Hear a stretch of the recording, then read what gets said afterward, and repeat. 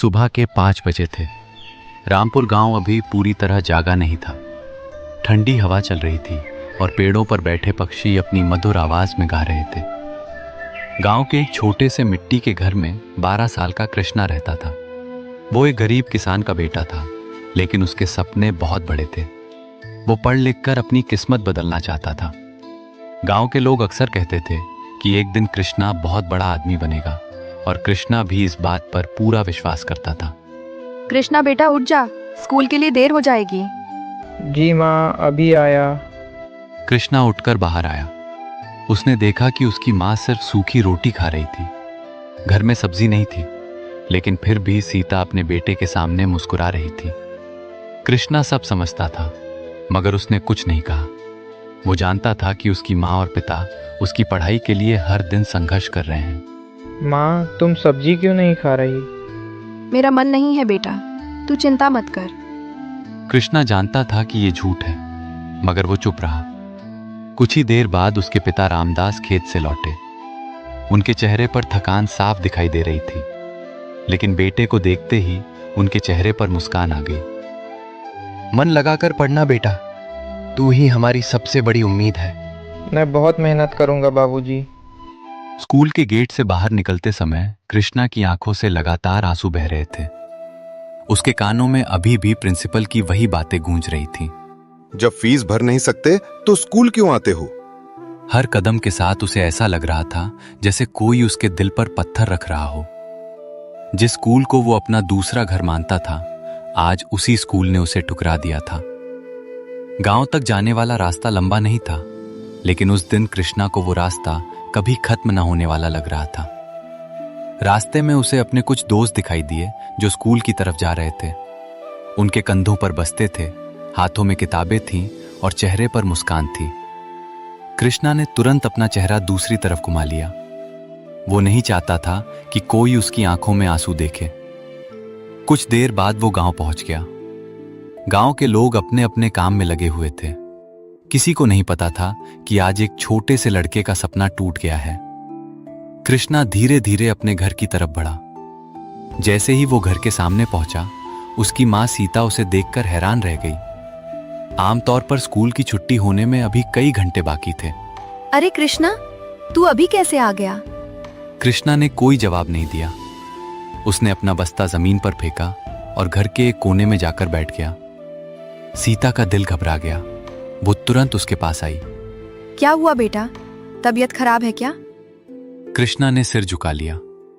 कुछ पल तक वो चुप रहा, फिर अचानक उसकी आंखों से आंसुओं की धारा बह निकली। माँ, उन्होंने मुझे स्कूल से निकाल दिया। ये सुनते ही सीता का चेहरा सफेद पड़ गया। उसे ऐसा लगा जैसे किसी ने उसके पैरों के नीचे से जमीन खींच ली हो। क्या? क्यों? हम फीस नहीं भर पाए माँ। सीता की आंखें भर आईं। उसे समझ नहीं आ रहा था कि अपने बेटे को कैसे संभाले। जिस बात से वो महीनों से डर रही थी, आज वही हो गया था। माँ, क्या हम इतने गरीब हैं? क्या गरीब लोगों को पढ़ने का हक नहीं होता? ये सुनकर सीता की आंखों से भी आंसू निकल पड़े। उसके पास इन सवालों का कोई जवाब नहीं था। घर के अंदर कुछ देर तक सिर्फ सिसकियों की आवाज सुनाई देती रही। शाम होने लगी। सूरज धीरे धीरे खेतों के पीछे छिपने लगा। उसी समय रामदास खेत से घर लौटा। आज भी वो पूरे दिन खेत में काम करता रहा था, लेकिन खेत की हालत अच्छी नहीं थी। पिछले साल सूखा पड़ा था, फसल बर्बाद हो गई थी और अब कर्ज लगातार बढ़ता जा रहा था। जैसे ही वो घर पहुंचा, उसे माहौल कुछ अजीब लगा। सीता की आंखें लाल थीं। कृष्णा एक कोने में चुपचाप बैठा था। क्या हुआ? सब ठीक तो है? सीता ने कांपती आवाज में सारी बात बता दी। हर एक शब्द रामदास के दिल में तीर की तरह चुभ रहा था। कुछ देर तक वो बिल्कुल चुप रहा। उसकी आंखें जमीन पर टिकी हुई थीं। फिर धीरे धीरे उसने कृष्णा की तरफ देखा। बेटा, मुझे माफ कर दे। कृष्णा ने सिर उठाया। उसने पहली बार अपने पिता की आंखों में आंसू देखे। मैं अच्छा बाप नहीं बन पाया, मैं तेरी फीस भी नहीं भर पाया। कृष्णा का दिल टूट गया। वो तुरंत अपने पिता के पास गया। ऐसा मत कहो बाबूजी, गलती आपकी नहीं है। आपने हमेशा मेरे लिए मेहनत की है। लेकिन रामदास खुद को माफ नहीं कर पा रहा था। उसे लग रहा था कि उसने अपने बेटे का भविष्य छीन लिया है। उस रात घर में किसी ने ठीक से खाना नहीं खाया। रात गहरा चुकी थी, आसमान में अनगिनत तारे चमक रहे थे, लेकिन कृष्णा की आंखों में नींद नहीं थी। वो अपनी पुरानी किताबों को देख रहा था, वही किताबें जिन्हें वो सबसे ज्यादा प्यार करता था। उसने धीरे से अपनी की किताब उठाई, उसके पन्नों को पलटने लगा। हर पन्ने के साथ उसकी आंखें भरती जा रही थी। उसे याद आने लगा कि कैसे वो एक दिन बड़ा आदमी बनने के सपने देखता था, कैसे वो अपने माँ बाप की जिंदगी बदलना चाहता था, कैसे वो चाहता था कि गांव वाले उसके पिता पर गर्व करें। लेकिन अब सब खत्म हो चुका था। कम से कम उसे ऐसा ही लग रहा था। शायद सपने सिर्फ अमीर लोगों के लिए होते हैं। उसने धीरे से कहा और फिर किताब बंद कर दी। उस रात पहली बार कृष्णा को लगा कि शायद उसकी जिंदगी बदलने वाली नहीं है। शायद वो भी अपने पिता की तरह खेतों में काम करेगा। शायद उसकी दुनिया इसी गांव तक सीमित रह जाएगी। शायद उसके सारे सपने यहीं खत्म हो जाएंगे। लेकिन कृष्णा नहीं जानता था कि जिंदगी अभी उसके लिए एक और परीक्षा तैयार कर रही थी। एक ऐसी परीक्षा जो उसे तोड़ेगी भी और उसी से उसे मजबूत भी बनाएगी। उस रात कृष्णा रोते रोते सो गया। लेकिन किस्मत अभी उसकी कहानी खत्म करने वाली नहीं थी। असल कहानी तो अब शुरू होने वाली थी। अगली सुबह कृष्णा की आंख हमेशा की तरह जल्दी खुल गई। लेकिन आज कुछ अलग था। आज उसे स्कूल नहीं जाना था। न किताबों की चिंता थी, न होमवर्क की, न प्रार्थना सभा थी, न क्लास। जिस चीज के लिए वो हर दिन उत्साह से उठता था, वो उसकी जिंदगी से छिन चुकी थी। कृष्णा चारपाई पर बैठा छत को घूरता रहा। कुछ देर बाद उसकी नजर कमरे के कोने में रखे अपने स्कूल बैग पर पड़ी। बैग वैसे ही रखा था जैसे कल उसने गुस्से में फेंका था। उसे देखते ही उसका दिल फिर भारी हो गया। लेकिन इस बार उसने आंसू नहीं बहाए।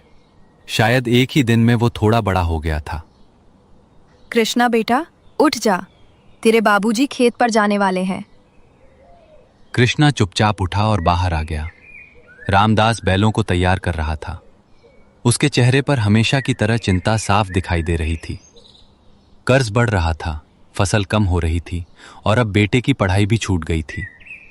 उसे लग रहा था जैसे जिंदगी हर मोर्चे पर उससे लड़ रही हो। बाबूजी, आज मैं भी आपके साथ खेत चलूंगा। नहीं बेटा, तू घर पर रह। अब स्कूल तो जाना नहीं है, खाली बैठकर क्या करूंगा। रामदास कुछ पल तक उसे देखता रहा। उसके दिल में दर्द उठा। जिस उम्र में कृष्णा को किताबें पकड़नी चाहिए थीं, उस उम्र में वो हल पकड़ने की बात कर रहा था। ठीक है बेटा, लेकिन ज्यादा मेहनत मत करना। कुछ देर बाद दोनों खेत की तरफ निकल पड़े। रास्ते भर कृष्णा चुप रहा। पहले वो इसी रास्ते से स्कूल जाता था। आज वही रास्ता उसे खेत तक ले जा रहा था। हर कदम पर उसे अपने सपनों की याद आ रही थी। खेत पर पहुंचकर कृष्णा ने पहली बार अपने पिता की जिंदगी को करीब से देखा। तेज धूप, पसीना, थकान और अंत में भी पैसों की कोई गारंटी नहीं। पेड़ के नीचे एक बुजुर्ग आदमी बैठा था, सफेद दाढ़ी, सादा कपड़े और हाथ में एक किताब। कृष्णा को हैरानी हुई, इतनी धूल और शोर के बीच कोई किताब कैसे पढ़ सकता है। जिज्ञासा में वो धीरे धीरे उस बुजुर्ग के पास चला गया। क्या देख रहे हो बेटा? आप किताब पढ़ रहे हैं? हाँ। यहाँ? किताब पढ़ने के लिए जगह नहीं, इरादा चाहिए। ये सुनकर कृष्णा चुप हो गया। उसे ये बात सीधे दिल में उतरती हुई महसूस हुई। तुम्हारा नाम क्या है? कृष्णा। स्कूल जाते हो? ये सवाल सुनते ही कृष्णा का चेहरा उतर गया। पहले जाता था, पहले? अब नहीं। फिर कृष्णा ने पूरी कहानी बता दी। फीस, गरीबी, स्कूल से निकाला जाना, सब कुछ।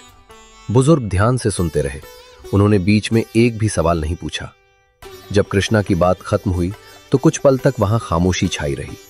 तो क्या तुमने पढ़ाई छोड़ दी? नहीं, मैं अभी भी रात को पढ़ता हूँ। बुजुर्ग के चेहरे पर हल्की मुस्कान आ गई।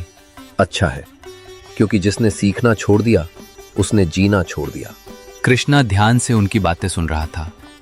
उसे महसूस हो रहा था कि ये आदमी बाकी लोगों से अलग है। आप कौन हैं? मेरा नाम दयानंद है। मैं पहले शिक्षक था। कृष्णा की आंखें चमक उठी। शिक्षक? हाँ, 40 साल तक बच्चों को पढ़ाया है। कृष्णा के अंदर जैसे अचानक उम्मीद की एक किरण जाग उठी। अगर सच में पढ़ना चाहते हो तो कल शाम यहीं मिलना, क्यों? क्योंकि तुम्हारी असली पढ़ाई अब शुरू होगी। कृष्णा कुछ समझ नहीं पाया, लेकिन उसके दिल में महीनों बाद पहली बार उत्साह पैदा हुआ। उस रात जब वो घर लौटा तो उसकी चाल में थकान जरूर थी, लेकिन आंखों में एक नई चमक भी थी। आज कुछ खुश लग रहा है। माँ, शायद भगवान ने मेरी मदद के लिए किसी को भेजा है। सीता मुस्कुरा दी। उसे नहीं पता था कि कृष्णा किसकी बात कर रहा है, लेकिन उसे इतना जरूर महसूस हुआ कि उसके बेटे के अंदर बुझती हुई उम्मीद की लौ फिर से जलने लगी है। दयानंद जी की सीख ने कृष्णा की जिंदगी बदल दी। दिन में वो मजदूरी करता और रात में पढ़ाई। कई सालों तक उसने बिना हार माने मेहनत की। समय बीतता गया। एक दिन कृष्णा ने किसानों की समस्या को समझा। गांव के किसान अपनी फसल बहुत सस्ते दामों में बेचने को मजबूर थे। कृष्णा ने उन्हें सीधे शहर के व्यापारियों से जोड़ना शुरू किया। शुरुआत छोटी थी, लेकिन उसकी ईमानदारी और मेहनत ने लोगों का भरोसा जीत लिया। कुछ ही वर्षों में उसका छोटा काम एक बड़ी कंपनी में बदल गया। अब लोग उसे गरीब किसान का बेटा नहीं, बल्कि एक सफल उद्योगपति के रूप में जानते थे। 20 साल बाद रामपुर गांव में एक नए स्कूल के उद्घाटन का कार्यक्रम रखा गया। पूरा गांव वहां मौजूद था। मंच पर एक नाम सुनाई दिया। आज के मुख्य अतिथि हैं श्री कृष्णा रामदास जी। पूरा मैदान तालियों से गूंज उठा। वही कृष्णा जिसे कभी फीस न भर पाने की वजह से स्कूल से निकाल दिया गया था, आज हजारों लोगों के सामने सम्मान के साथ मंच पर खड़ा था। मंच के एक कोने में बूढ़े हो चुके प्रिंसिपल महेश शर्मा बैठे थे। उनकी आंखें झुकी हुई थीं। कार्यक्रम खत्म होने के बाद वे धीरे धीरे कृष्णा के पास आए। बेटा, मैंने उस दिन तुम्हारे साथ बहुत गलत किया था। अगर हो सके तो मुझे माफ कर देना। कुछ पल के लिए वहां सन्नाटा छा गया। सभी लोग कृष्णा का जवाब सुनना चाहते थे। अगर मैं उस दिन की नफरत को आज तक अपने दिल में रखता तो शायद कभी इतना आगे नहीं बढ़ पाता। मैं आपको माफ करता हूं सर। महेश शर्मा की आंखों में आंसू आ गए। फिर कृष्णा ने स्कूल के मुख्य द्वार की तरफ इशारा किया। वहां एक बड़ा बोर्ड लगा था, कृष्णा फ्री अकादमी उसके नीचे लिखा था। इस स्कूल में किसी बच्चे का सपना पैसों की कमी की वजह से नहीं टूटेगा। तालियों की गड़गड़ाहट पूरे मैदान में गूंज उठी। भीड़ में खड़े रामदास और सीता की आंखों से गर्व के आंसू बह रहे थे। कभी जिस लड़के को गरीब कहकर ठुकरा दिया गया था, आज वही लड़का दूसरों के सपनों का सहारा बन चुका था। किस्मत ने कृष्णा के रास्ते में हजारों मुश्किलें रखी, लेकिन उसने हर मुश्किल को सीढ़ी बना लिया। और यही कारण है कि कुछ लोग हार मानकर कहानी खत्म कर देते हैं, जबकि कुछ लोग संघर्ष करके इतिहास लिख देते हैं। मेरे लिए लाइक 2 बनता है और सब्सक्राइब भी दोस्तों। थैंक्स। गरजती हुई बिजली के बीच वो लड़का खून से लथपथ जमीन पर पड़ा था। उसके सामने 10 खूंखार डाकू तलवारें लिए खड़े थे। गांव के वही लोग जो कभी उस पर हंसते थे, आज उसके पीछे कांप रहे थे। डाकुओं का सरदार जोर से हंसा। अब कहां गई तेरी दिव्य शक्ति? बचा ले सबको। लड़के ने अपने कांपते हाथों को देखा। एक पल के लिए उसकी आंखों में डर लौट आया। उसे याद आया, उसके पास कभी कोई शक्ति थी ही नहीं। कुछ महीने पहले नंदपुर नाम का छोटा सा गांव, सुबह होते ही पूरा गांव खेतों में काम करने निकल जाता था। लेकिन उसी गांव में एक लड़का रहता था। नाम था गोपाल। दुबला पतला शरीर, कमजोर हाथ, इतना कमजोर कि पानी की भरी बाल्टी भी मुश्किल से उठा पाता था। गांव के बच्चे रोज उसका मजाक उड़ाते। अरे हटो, कहीं हवा चली तो गोपाल उड़ जाएगा। सब ठहाके लगाते। गोपाल बस हल्की सी मुस्कान देता, लेकिन अंदर से हर बार टूट जाता। उसके पिता का कई साल पहले देहांत हो चुका था। घर में सिर्फ उसकी बूढ़ी मां थी। मां दूसरों के घरों में काम करके जैसे तैसे 2 वक्त की रोटी जुटाती। एक शाम मां तेज बुखार में भी चूल्हा जलाने की कोशिश कर रही थी। गोपाल बोला, मां तुम आराम करो, मैं काम ढूंढ कर आता हूं। मां ने उसका चेहरा देखा। बेटा, लोग तेरा मजाक उड़ाते हैं, मुझे डर है कहीं तुझे चोट ना पहुंचा दे। गोपाल मुस्कुराया। अगर कोशिश ही नहीं करूंगा तो एक दिन भी नहीं बदलूंगा। वो काम की तलाश में निकल पड़ा। सबसे पहले वो लकड़हारे के पास गया। काका, कोई काम है? लकड़हारा हंस पड़ा। तू लकड़ी उठाएगा, पहले खुद को उठा ले। पास खड़े लोग भी हंसने लगे। गोपाल चुपचाप लौट आया। फिर वो किसान के पास गया। चाचा, खेत में काम कर दूं? किसान ने उसे ऊपर से नीचे तक देखा। बेटा, तू आधा घंटा भी काम नहीं कर पाएगा। फिर वही हंसी। दिन भर वो पूरे गांव में घूमता रहा, लेकिन किसी ने उसे काम नहीं दिया। थका हुआ, भूखा, वो जंगल की ओर निकल गया। उसे लगा कम से कम वहां कोई उसका मजाक तो नहीं उड़ाएगा। जंगल में चलते चलते उसे एक अजीब आवाज सुनाई दी। बचाओ! गोपाल तुरंत आवाज की तरफ दौड़ा। एक बूढ़ा आदमी जमीन पर गिरा हुआ था। उसके पैर पर भारी पेड़ की टहनी गिर गई थी। बूढ़ा दर्द से कराह रहा था। गोपाल ने पूरी ताकत लगा दी, लेकिन टहनी हिली तक नहीं। उसने आसपास देखा, कोई नहीं था। वो दौड़कर नदी तक गया। रस्सी जैसी बेलें तोड़ी, पत्थरों का सहारा बनाया। धीरे धीरे पूरी समझदारी से टहनी हटाई। लगभग आधा घंटा लग गया। उसके हाथ छिल गए, घुटनों से खून निकलने लगा, लेकिन आखिरकार बूढ़ा आजाद हो गया। बूढ़े ने हैरानी से पूछा, बेटा, तुझे क्या मिला मेरी मदद करके? गोपाल मुस्कुराया। अगर मैं आपको छोड़ देता तो सारी जिंदगी खुद की नजरों में गिर जाता। बूढ़ा कुछ देर तक उसे देखता रहा। उसकी आंखों में चमक आ गई। आज के समय में ऐसी ईमानदारी बहुत कम मिलती है। उसने अपनी झोली में हाथ डाला, एक पुरानी सी लकड़ी की माला निकाली। इसे पहन लो। गोपाल ने पूछा, यह क्या है? बूढ़ा गंभीर चेहरा बनाकर बोला, यह साधारण माला नहीं, इसमें प्राचीन देवताओं का वरदान है। गोपाल की सांसें तेज हो गईं। सच? बूढ़ा बोला, जिस दिन तू खुद पर पूरा विश्वास कर लेगा, उस दिन तेरे अंदर ऐसी शक्ति जागेगी जिसे दुनिया चमत्कार समझेगी। गोपाल की आंखें चमक उठीं। उसने दोनों हाथ जोड़कर माला ले ली। धन्यवाद बाबा। बूढ़ा मुस्कुराया। याद रखना, शक्ति बाहर नहीं, अंदर होती है। लेकिन गोपाल उस आखिरी बात पर ध्यान ही नहीं दे पाया। उसके दिमाग में सिर्फ एक बात घूम रही थी, मेरे पास दिव्य शक्ति आ गई है। वो खुशी खुशी गांव लौटने लगा। रास्ते में अचानक एक बैलगाड़ी गड्ढे में फंसी हुई दिखी। 4 आदमी मिलकर भी उसे नहीं निकाल पा रहे थे। पहले वाला गोपाल होता तो बिना रुके आगे निकल जाता, लेकिन आज उसने अपनी माला को छुआ। दिल में बोला, मेरे अंदर दिव्य शक्ति है। वो गाड़ी के पीछे खड़ा हुआ, गहरी सांस ली, पूरी ताकत लगाई। धक्का! इस बार उसके चेहरे पर डर नहीं था, सिर्फ विश्वास था। बाकी लोगों ने भी उसी समय जोर लगाया। धड़ाम! बैलगाड़ी गड्ढे से बाहर निकल आई। सब लोग हैरान रह गए। एक आदमी बोला, अरे, गोपाल ने कर दिखाया। दूसरा बोला, लगता है लड़का बदल गया है। गोपाल के चेहरे पर पहली बार गर्व दिखाई दिया। उसने मन ही मन कहा, सचमुच बाबा का वरदान काम कर रहा है। उधर वही बूढ़ा आदमी दूर पहाड़ी पर खड़ा सब देख रहा था। उसके चेहरे पर हल्की मुस्कान थी। वो धीरे से बोला, वरदान नहीं बेटा, बस तेरा डर टूटना शुरू हुआ है।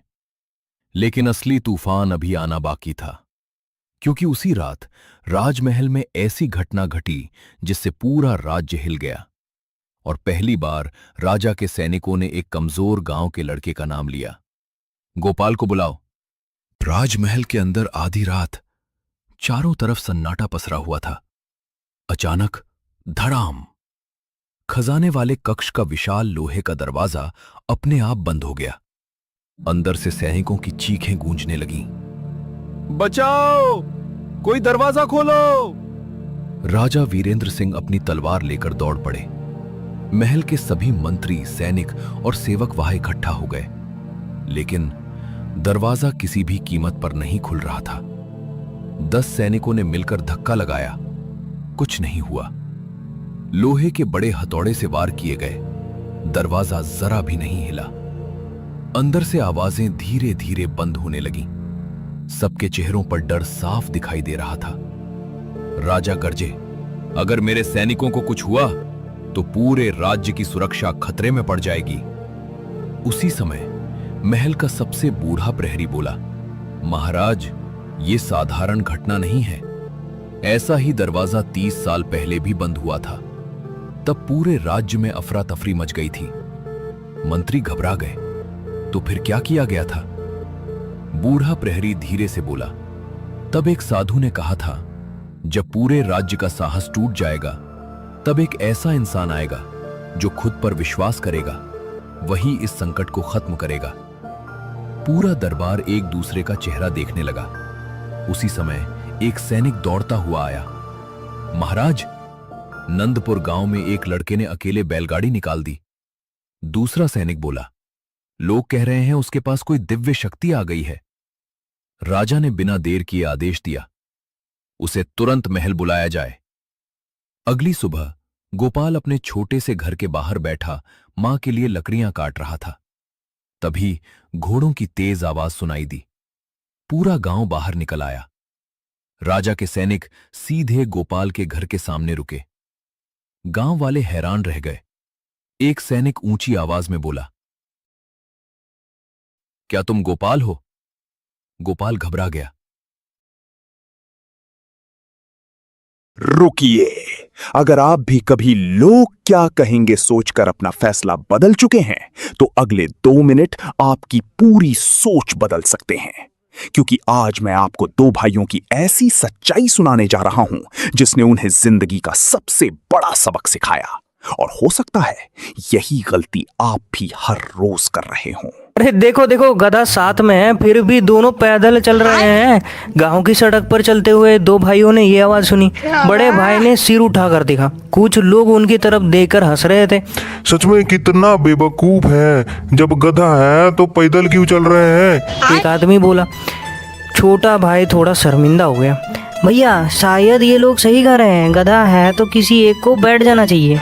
बड़े भाई ने कुछ देर सोचा और बोला, ठीक है, तू बैठ जा, तू छोटा है, थक जाएगा। छोटा भाई गधे पर बैठ गया और बड़ा भाई पैदल चलने लगा। कुछ दूर पहुंचने ही थे कि सामने से कुछ और लोग मिल गए। एक बूढ़ी औरत ने गुस्से से कहा, देखो, आजकल के बच्चे को छोटा सा लड़का आराम से गधे पर बैठा है और बड़ा भाई पैदल चल रहा है। जरा भी शर्म नहीं है, जरा भी शर्म नहीं है। दूसरा आदमी बोला, हाँ, बड़े भाई की इज्जत करनी चाहिए, इज्जत। यह सुनकर छोटा भाई तुरंत गधे से उतर गया। उसकी आंखों में चिंता थी।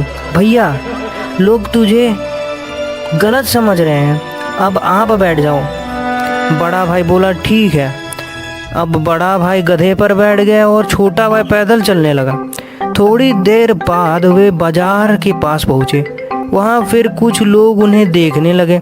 एक महिला बोली, वाह, क्या जमाना आ गया है, बड़ा भाई खुद आराम कर रहा है और छोटे भाई को पैदल चलवा रहा है। दूसरी महिला बोली, जरा भी दया नहीं है। एक आदमी ने कहा, अगर बैठना ही था तो दोनों बैठ जाते। बड़े भाई ने तुरंत गधे से उतरकर छोटे भाई की तरफ देखा। अब क्या करे? छोटे भाई बोला, लोग तो हर बार कुछ न कुछ कह रहे हैं। बड़ा भाई बोला, चल दोनों बैठ जाते हैं इस बार। दोनों गधे पर बैठ गए। कुछ दूर जाने के बाद फिर लोगों को एक समूह मिला। इस बार तो लोग और ज्यादा नाराज हो गए। अरे बेचारे जानवर पर तो दया कर लो, जरा भी दया नहीं है। इतना वजन गधा कैसे उठाएगा? जानवरों से प्यार करना सीखो। दोनों भाई फिर घबरा गए। वे गधे से उतर गए। अब दोनों चुप थे। उन्हें समझ नहीं आ रहा था कि आखिरकार सही क्या है। चलते चलते वे एक पुल के पास पहुंचे। वहां कुछ लोग खड़े थे। एक आदमी मजाक उड़ाते हुए बोला, तुम लोग सच में अजीब हो। कभी एक बैठता है, कभी दूसरा, कभी दोनों बैठते हैं, कभी कोई नहीं बैठता। दूसरा आदमी हंसकर बोला, अगर लोगों की हर बात ही माननी है तो गधे को ही उठा लो ना यार। बाकी लोग जोर जोर से हंसने लगे। बड़े भाई ने मजाक को गंभीर से ले लिया। उसने छोटे भाई की तरफ देखा, शायद यही सही होगा। छोटा भाई बोला, हाँ, कम से कम कोई शिकायत तो नहीं करेगा यार। दोनों ने एक मजबूत बांस लिया, गधे के पैरों को रस्सी से बांधा, फिर गधे को उल्टा लटकाकर कंधों पर उठा लिया। अब दृश्य बहुत अजीब लग रहा था। गधा हवा में लटक रहा था और दोनों भाई उसे उठाकर चल रहे थे। रास्ते में जो भी देखता जोर जोर से हंसने लगता। देखो देखो, गधे को कौन उठाता है, ये दुनिया के सबसे बड़े मूर्ख हैं। लेकिन दोनों भाई सोच रहे थे कि शायद अब कोई शिकायत नहीं करेगा। एक आदमी जोर से चिल्लाया, अरे देखो, ये दोनों गधे को उठा कर लेके जा रहे हैं। बस फिर क्या था, पूरा पुल हंसी से गूंज उठा। कोई ताली बजा रहा था, कोई पेट पकड़कर हंस रहा था, कोई कह रहा था, इतने बड़े मूर्ख आज तक नहीं देखे। दोनों भाई एक दूसरे का चेहरा देखने लगे। फिर धीरे धीरे दोनों खुद भी हंस पड़े। बड़ा भाई बोला, अरे हम कर क्या रहे हैं? छोटा भाई हंसते हुए बोला, भैया सुबह से हर मिलने वाले की बात मानते मानते हम खुद ही बेवकूफ़ बन गए हैं। दोनों ने तुरंत गधे को नीचे उतारा। बड़ा भाई बोला, अब बस, अब किसी की नहीं सुनेंगे। छोटा भाई बोला, बिल्कुल, अब जो सही लगेगा वही करेंगे। दोनों आराम से गधे पर बारी बारी बैठते हुए घर की ओर चल पड़े। उनकी माँ ने देखा और मुस्कुराकर पूछा, अरे इतनी देर से कहाँ थे? बड़े भाई ने पूरी कहानी सुनाई। माँ हंसने लगी, फिर बोली, तो आज समझ आ गया कि दुनिया कैसी है। छोटा भाई मुस्कुराकर बोला, हाँ माँ, अगर हर किसी की बात मानेंगे तो जिंदगी पर अपना काम छोड़कर लोगों को खुश करते ही रह जाएंगे। बड़ा भाई हंसते हुए बोला, और अगली बार अगर कोई बोले कि गधे को सिर पर रख लो तो हम उससे कहेंगे, भाई तू ही रख ले। तीनों जोर जोर से हंसने लगे। सीख ये है इस कहानी की कि दोस्तों, लोगों का काम है कहना, आज वे कुछ कहेंगे, कल वही लोग कुछ और कहेंगे। अगर आप हर किसी की राय के पीछे भागते रहेंगे ना, तो कभी अपने लक्ष्य को कभी भी प्राप्त नहीं कर सकते हो। इसलिए अगर आपको पता है कि आप सही रास्ते पर हैं, तो आत्मविश्वास के साथ आगे बढ़ते रहिए। दुनिया की आवाज़ से ज़्यादा आपकी मंजिल मायने रखती है। धन्यवाद। लाइक और सब्सक्राइब जरूर से कर देना और कमेंट में अपना राय जरूर बताना। एक बार की बात है, एक गांव था जिसका नाम था गजबपुर। वो गांव पे मालू नाम का एक आलसी लड़का रहता था। ए मालू, उठ जा, स्कूल जाना नहीं है क्या? जल्दी उठ।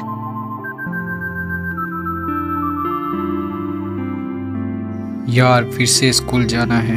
अरे यार, आजकल तो मुझे पढ़ाई में मन नहीं लगता है, ऊपर से आज एग्जाम है, क्या करूं? यार आज तो लेट हो गया मैम, लगता है पक्का। क्यों मालू, आज इतना लेट कैसे हो गया? ऐसे भी मालू स्कूल आकर उखाड़ ही क्या लेगा, करना तो इसे मजदूरी ही है। फिर से नहीं होगा, माफ कर दीजिए मिस। अच्छा, जाके अपनी सीट पे बैठ जाओ। अच्छा बच्चों, आज की क्लास यहीं तक। मेरा एग्जाम तो रापचिक गया रे भाई। मालू तेरा ये लटका हुआ चेहरा देखकर लगता नहीं तो पास होगा। अरे यार, मैं लगता है शायद से पास हो जाऊंगा। अरे तू चिंता मत कर, मैं तेरे लिए लेबर का काम आगे से खोज के रखा हूँ। ऐसे भी लेबर जैसा ही दिखता है तू। अरे यार, जीवा लगता है सही बोल रहा था। मैं तो पढ़ाई में अच्छा भी नहीं हूँ, आगे चल के क्या मुझे लेबर ही करना पड़ेगा? मुझे तो लगता है कोई नौकरी भी नहीं देगा। आ गया बेटा, एग्जाम तेरा कैसा गया? हाँ मम्मी, मेरा एग्जाम ठीक ठाक गया। जा हाथ मुंह धो ले, तेरे लिए मैं खाना लगाती हूँ।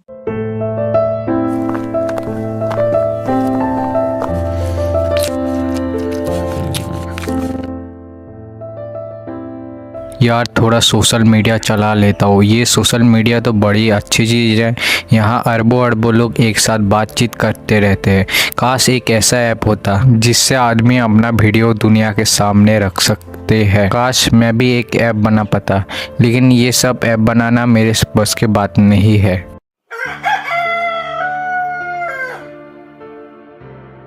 आज सबको उनका एग्जाम पेपर मिलेगा। सब कोई पास हो गए, पर मालू को और मेहनत करने की जरूरत है। पर मालू भी पास हो गया। अच्छा बच्चों, आज की क्लास यही तक। अरे रे मालू, 100 में 40 नंबर, मेरे को देख 100 में 70 मार्क्स लाया हूँ, 70। तू क्यों अपने पापा के पैसे बर्बाद कर रहा है बता? तू जाकर मजदूरी कर। मैं मजदूरी करूँ या ना करूँ ये तेरा मैटर नहीं है। तू अपने आप को देख, खा खा के मोटा हो जा रहा है। मैं तेरे बात को टाल देता हूँ। ये जीवा अपने आप को क्या समझते रहते हैं, खाली मेरा बेइज्जती करते रहते हैं। अरे पापा, आप काम से इतना जल्दी घर आ गए? हाँ मैं आ गया। और तेरा एग्जाम कैसा गया? तेरा आज रिजल्ट मिला ना, कितने नंबर आए? पापा मेरे 100 में 40 नंबर आ गए, लेकिन मैं पास हो गया। क्या कहा? 100 मई से सिर्फ 40 नंबर? इसके लिए तुझे पढ़ाई करने भेजा था, नालायक नहीं तो।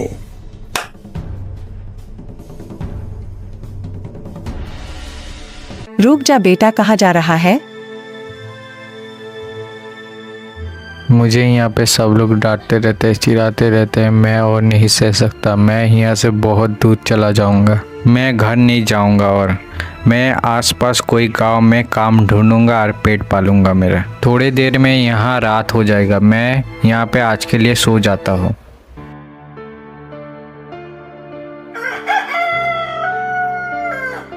चलो तो मैं आज काम ढूंढने जाता हूँ। लगता है मैं अपने गांव से बहुत दूर आ चुका हूँ।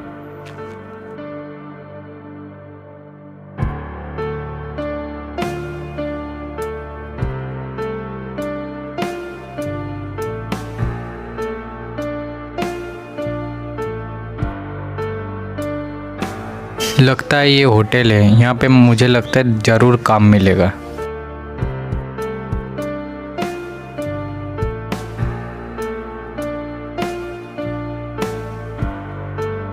क्या आप मुझे यहाँ पे काम दे सकते हैं? मैं पूरा जुनून से काम करूँगा। हाँ भाई ज़रूर, हमें बर्तन साफ करने के लिए आदमी चाहिए था। तुम मेरे होटल पे रहो। मैं तुम्हें 2 वक्त का खाना और सोने की जगह दूंगा और महीने में 10,000 दूंगा। लेकिन तुम्हें दिन भर बर्तन धोना होगा। जाओ, आज से ही लग जाओ। मैं आपका आभारी रहूँगा।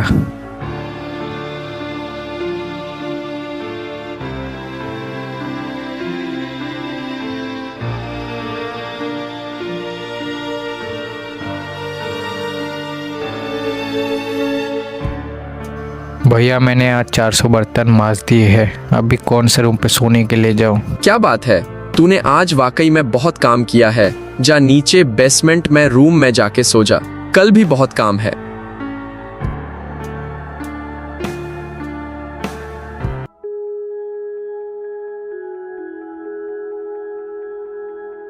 जीवा बिल्कुल सही कह रहा था कि मुझे मजदूरी करना पड़ेगा और मैं अभी मजदूरी कर भी रहा हूँ। मैंने अपना घर भी छोड़ दिया, स्कूल भी छोड़ दिया। मुझे अपना माँ की याद आ रही है और मेरा ज़िंदगी पूरा ख़राब चल रहा है।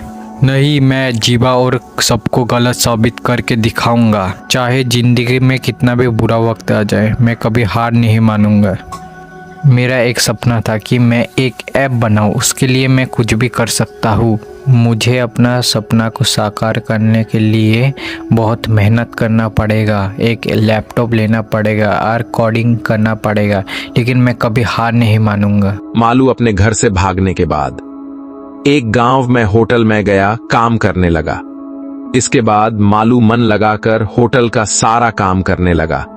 वो आधे दिन प्लेट साफ करता और कस्टमर्स के सामान उठाता और लकड़ी काटने जाता था और पोछा लगाता था। मालू का मेहनत देख उसके मालिक ने तनख्वाह और बढ़ाकर महीना का 15,000 कर दिया। भैया यहाँ पे किस लिए बुलाया है? मैंने तुम्हारा मेहनत देखने के बाद मैंने सोचा कि तुम्हारा तनख्वाह 10,000 से 15,000 बढ़ा दूंगा।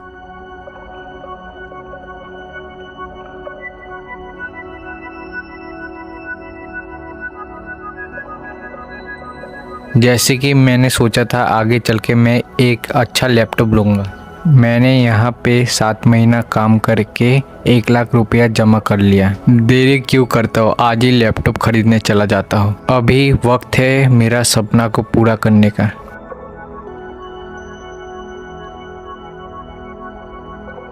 मुझे 1 लाख का लैपटॉप दीजिए, सबसे अच्छा। मालू ने अपने मेहनत से लैपटॉप ले ली। वो दिन भर होटल पर काम करता और रात को लैपटॉप में ऐप बनाता जिसका नाम था मीट्यूब, और कोडिंग करना सीखकर ऐप बनाना चालू कर दिया।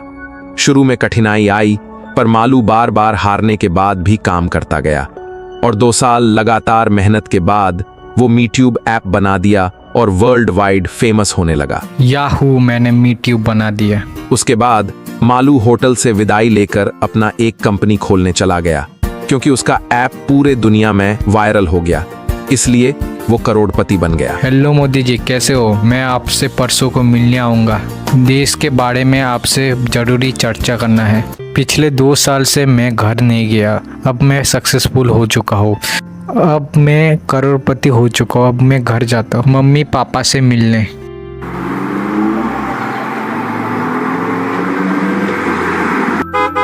अरे बेटा, इतने साल बाद तू आ ही गया।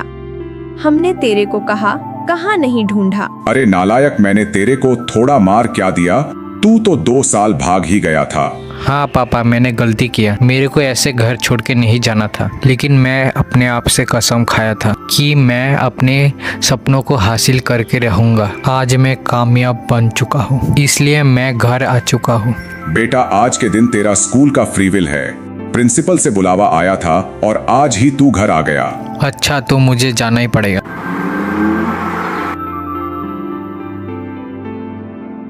अरे तेरे को पता है, हम सबका सबसे बड़ा कंपनी में जॉब लग चुका है, मीट्यूब, जो कि इंडिया का सबसे बड़ा कंपनी है। और मालूम कहाँ पर मजदूरी कर रहा होगा, हम तो यहाँ पर ऐश कर रहे हैं।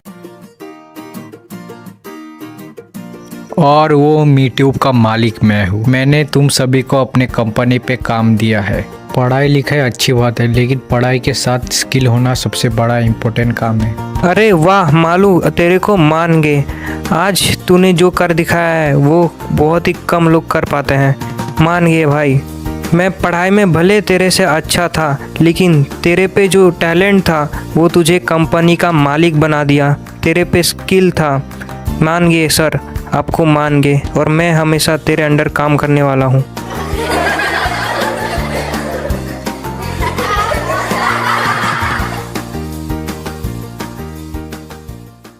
डर। सीधा चल, अगर सामान गिरा ना तो खाल उधेड़ दूंगा। मैं गिरना नहीं चाहता, मैं बस थोड़ी देर सांस लेना चाहता हूँ। लेकिन गधा कहाँ है? रस्सी यहीं है, जानवर गया कहाँ? सेठ, लोग कुछ अजीब बोल रहे हैं। क्या अजीब? कोई कह रहा आसमान में कुछ उड़ता देखा। धनिया सेठ हंसा, ऐसी हंसी जो गुस्से के ठीक पहले आती है। उड़ता गधा? अगर मिला ना तो पंख नहीं, जान तोड़ दूंगा। कहते हैं दुनिया में सबसे भारी बोझ लकड़ी, पत्थर या लोहे का नहीं होता। सबसे भारी बोझ होता है अत्याचार को चुपचाप सहना। ये कहानी है एक ऐसे गधे की जिसकी पीठ पर सिर्फ बोझ नहीं, इंसान की क्रूरता रखी जाती थी। एक सूखा हुआ गांव, धूल से भरी गलियां, और उन गलियों में दिन की शुरुआत हमेशा एक जैसी होती थी।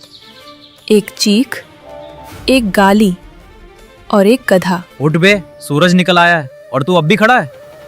मेरे पैरों में रात की थकान है, पर इसे कौन समझाए। उस गधे का कोई नाम नहीं था, क्योंकि जिसे रोज मारा जाए उसका नाम नहीं रखा जाता, बस इस्तेमाल किया जाता है। दिन चढ़ता गया और हर घंटे उसकी पीठ पर बोझ बढ़ता गया। कभी ईंटें, कभी अनाज की बोरियां, कभी इंसानों का सामान, लेकिन बोझ से भी ज्यादा भारी था डर। सीधा चल, अगर सामान गिरा ना तो खाल उधेड़ दूंगा। मैं गिरना नहीं चाहता, मैं बस थोड़ी देर सांस लेना चाहता हूँ। लेकिन इस दुनिया में थकान की इजाज़त कमज़ोरों को नहीं मिलती। उस दिन उसका शरीर नहीं, उसका हौसला टूट गया। उसके पैर कांपे और वो बैठ गया, बस एक पल के लिए। जानवर है तो जानवर की तरह काम कर। वो चीखा नहीं, क्योंकि उसने सीख लिया था चीखना भी एक हक होता है। रात आई, गांव सो गया, लेकिन एक गधा जाग रहा था। ये पंछी, इन पर कोई बोझ नहीं डालता, न कोई मारता है, न कोई बांधता है।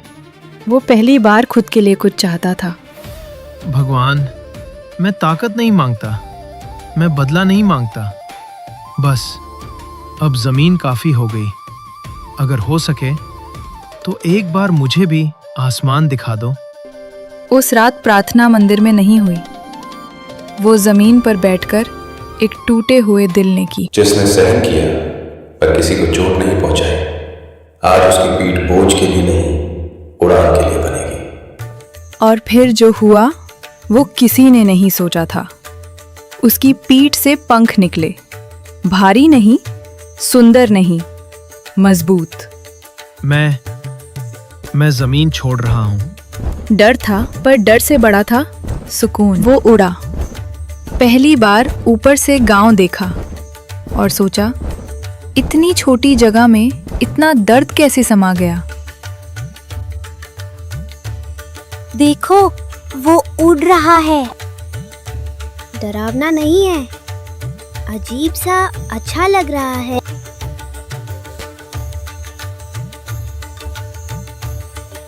डरोगे नहीं तो बैठ सकते हो। और उसी पल उस गधे की जिंदगी बदली। अब उसकी पीठ पर बोझ नहीं, हंसी बैठने वाली थी।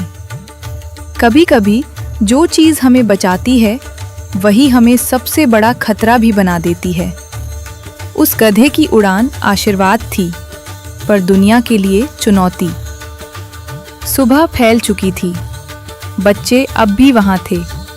डर खत्म हो चुका था, अब आंखों में जिज्ञासा थी। तो सच में उड़ा सकता है ना? हाँ, पर अगर किसी ने देख लिया तो? बड़े लोग हमेशा डरते हैं, हम नहीं डरते। ये वही बच्चे थे जिन्हें दुनिया अभी डर सिखा नहीं पाई थी। उसने पंख फैलाए, हवा को महसूस किया और पहली बार किसी को बोझ नहीं, भरोसा समझकर उठाया। नीचे सब छोटा लग रहा है, ऐसा लगता है जैसे हम कहीं फंसे ही नहीं हैं। शायद आजादी ऐसी ही होती है। लेकिन हर उड़ान किसी न किसी की नजर में चुभती ही है। उधर गांव में धनिया सेठ की नींद टूटी गाली से। मेरा गधा कहाँ है? रस्सी यहीं है, जानवर गया कहाँ? सेठ, लोग कुछ अजीब बोल रहे हैं। क्या अजीब? कोई कह रहा आसमान में कुछ उड़ता देखा। धनिया सेठ हंसा, ऐसी हंसी जो गुस्से के ठीक पहले आती है। उड़ता गधा? अगर मिला ना तो पंख नहीं, जान तोड़ दूंगा। खबर फैलती है और दुनिया में हर खबर के साथ लालच भी फैलता है। किसी ने नहीं सोचा कि वो क्यों उड़ा, सबने सोचा उससे क्या मिलेगा। उन्होंने देख लिया है, गांव में लोग बातें कर रहे हैं। उड़ना उसे सिखा दिया गया था, लेकिन छिपना नहीं। अगर मैं चला जाऊं तो तुम सुरक्षित रहोगे।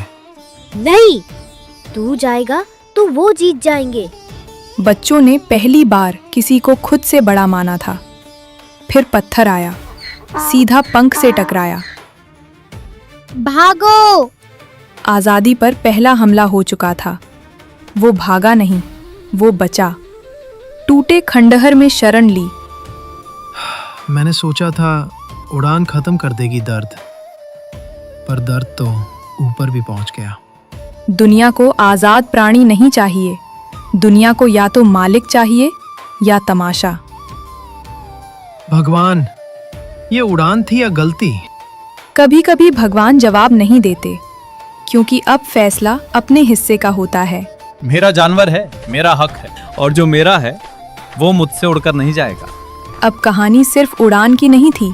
अब सवाल ये था, आजादी बचाई जाएगी या फिर कुचल दी जाएगी। हर कहानी में एक ऐसा पल आता है जहां भागना भी आसान लगता है और लड़ना भी, लेकिन सबसे मुश्किल होता है ठहर कर फैसला करना।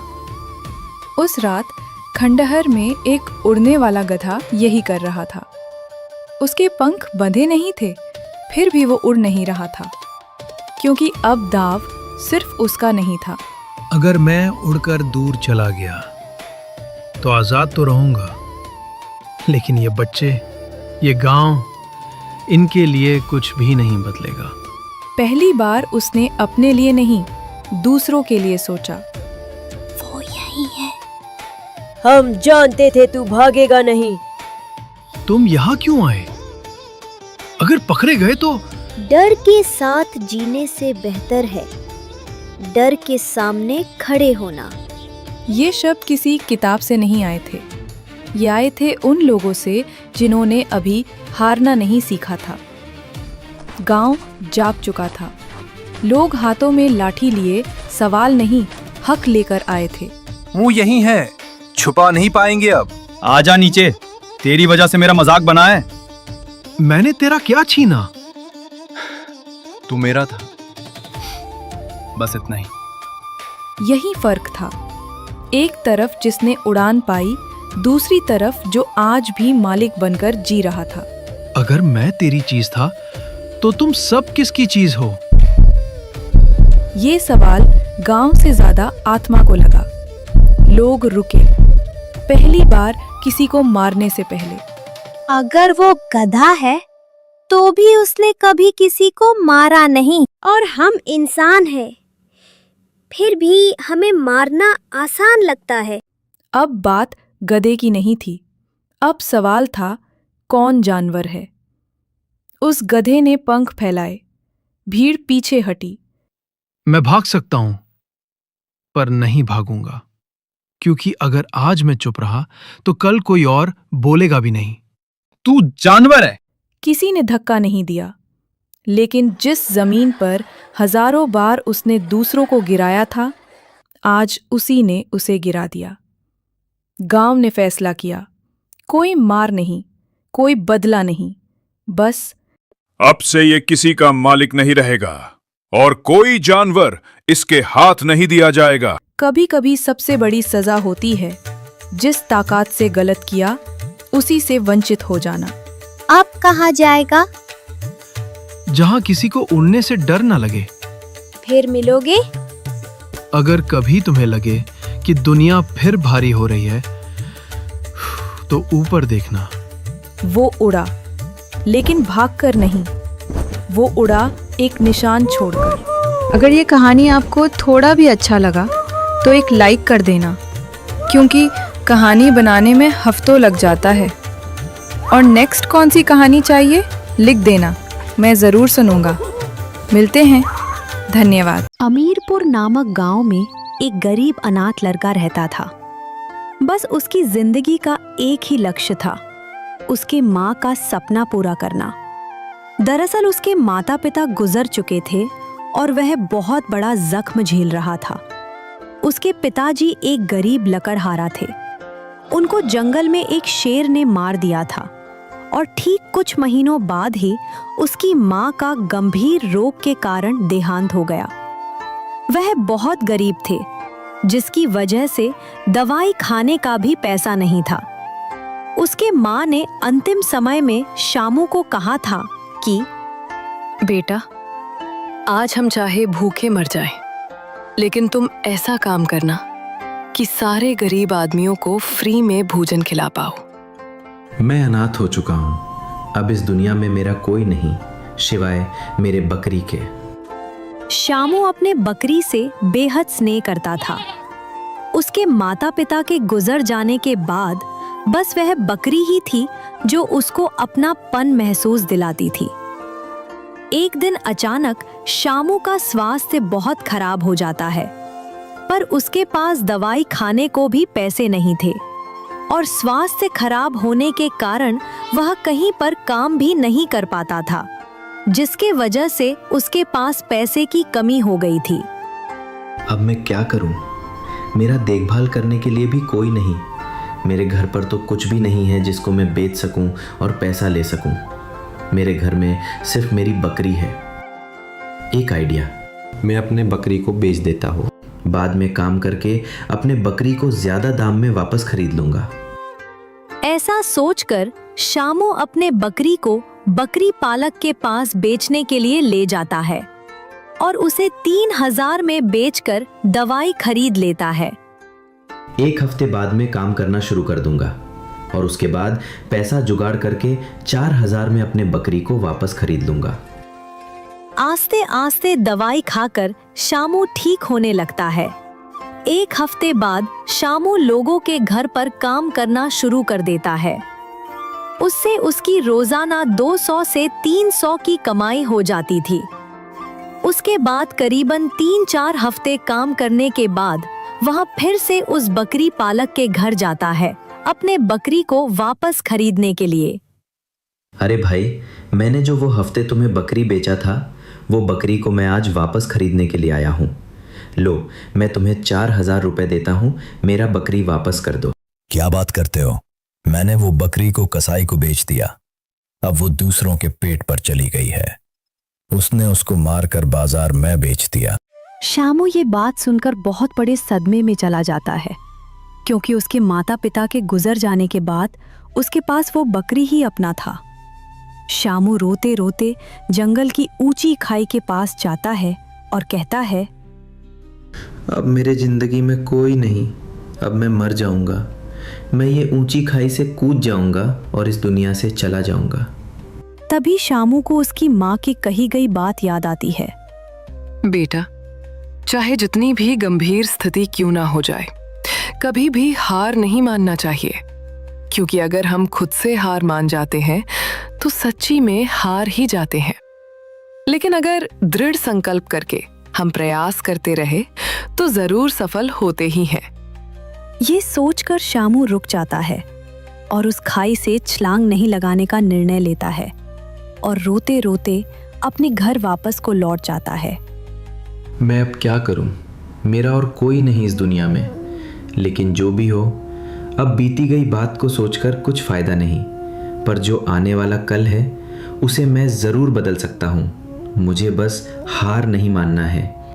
मैं अब अपना व्यापार खोलूँगा, छोटा सा ठेला लगाता हूँ, उसके बाद उस काम को आगे बढ़ाता हूँ। मैं खाना बनाकर बेचा करूँगा।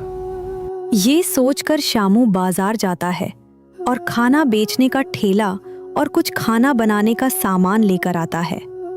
उसके पास ज्यादा रुपए नहीं थे तो कुछ कम सब्जी और चावल लेकर आता है और रात को बिना खाना खाए सो जाता है। सुबह उठकर वह जल्दी खाना बनाना शुरू कर देता है बेचने के लिए और उसको गांव में बेचने के लिए ले जाता है। लेकिन उसका पहला दिन होने के कारण खाना उतना अच्छा नहीं बन पाता है। पहला दिन ज्यादातर आदमी नहीं आए। 4 आदमी उसके ठेले पर आए और पूछा, अरे भैया, बहुत भूख लगा है, जल्दी खाना लगाओ। कितने रुपए की प्लेट है? भैया, सिर्फ 25 का प्लेट है। वाह भाई, सिर्फ 25 का प्लेट? लगाओ भाई लगाओ, बहुत सस्ता है वैसे। भाई, खाना तो इतना बढ़िया नहीं लग रहा है, लेकिन 25 के हिसाब से ठीक ही है। शामू को यह सुनकर अच्छा नहीं लगता है। शामू कहता है, भैया, मैं पहली बार खाना बना रहा हूँ, इसलिए गलती हो सकती है। कल और अच्छा बना कर आऊंगा। जो खाना शामू के पास बचती है उसे वो रात को खाने के लिए बचाकर लेकर घर की तरफ जाता है। तभी उसको रास्ते में एक साधु बाबा मिल जाते हैं जो कहते हैं, अलत निरंजन, बाबू खाने के लिए कुछ दे दे रहे। ये साधु बहुत दिनों से भूखा है। हाँ बाबा जी, आप ये खाना खा लीजिए। शामू का दिल काफी साफ था। उसने अपना बचा हुआ खाना उस साधु को खिला दिया। बेटा, आज तक तुमने जितने भी दुख झेले थे वो पिछले जन्म के कर्म के थे, और अब जो तुम कर्म कर रहे हो वो तुम्हारे आने वाले कल को बदल कर रख देगा। आदमी के कर्म अच्छे होने चाहिए, नहीं तो भक्ति तो रावण भी करता था। जाओ बाबू, तुम्हारा भला हो, मेरा आशीर्वाद तुम्हारे साथ है। ये बोलकर साधु बाबा वहां से चले जाते हैं और शामू भी अपना ठेला लेकर घर की तरफ चला जाता है और वह बिना खाना खाए रात को सो जाता है। दूसरे दिन वह फिर से बाजार जाता है और सामान खरीद के लाता है घर में खाना पकाने के लिए और पकाकर फिर से बेचने के लिए निकल जाता है। उस दिन उसका दिन बदलने वाला था। पहला कस्टमर आता है उसके ठेले पर और खाना मांगकर खाने लगता है। अरे भैया, कौन सा मसाला लगाकर खाना पकाते हो? बहुत ही स्वाद है। अब से मैं यहीं पर खाना खाने आया करूंगा। वहां खड़े लोग उस आदमी की बात सुनकर उसके ठेले पर पहुंच जाते हैं खाना खाने के लिए और कहते हैं हमारे लिए भी खाना लगाओ। शामू सबके लिए एक एक प्लेट खाना लगता है। अरे वाह भाई, अब से हम यहीं पर खाना खाने आया करेंगे। आप रोज यहीं पर ठेला लगाया करो। ठीक है भाई, अब से रोज यहाँ पहुँच जाना। मैं ठीक 10 बजे यहाँ अपने ठेले के साथ मिलूंगा। उस दिन शामू के ठेले पर 100 से भी अधिक ग्राहक आए और 2500 रुपए की कमाई कर ली, वो भी एक ही दिन में। अब ऐसे ही रोज दिन बीतते रहे और शामू ठेला लगाकर 3 से 4 हजार रोजाना कमाने लग गया। उसकी प्लेट तो सिर्फ 25 रुपए की ही थी, पर वह बहुत ही स्वादिष्ट खाना बनाने लग गया।